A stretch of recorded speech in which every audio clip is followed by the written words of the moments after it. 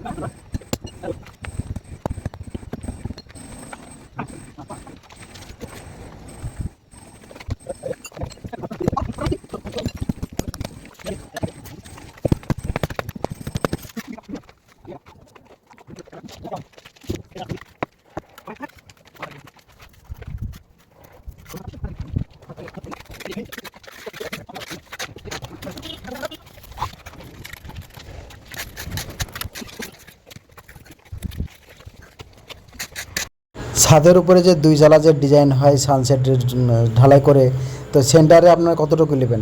চওড়া যদি হয় আপনার 4 মিটার যদি হয়, তাহলে আপনি মাঝখানে নেবেন 190 নেবেন কিংবা 200 নেবেন।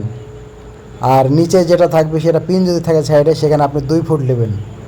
2 ফুটের পর থেকে আপনি দাঁড়া ছেড়তে লাগবেন, তাহলে সঠিক মাপ পেয়ে যাবেন।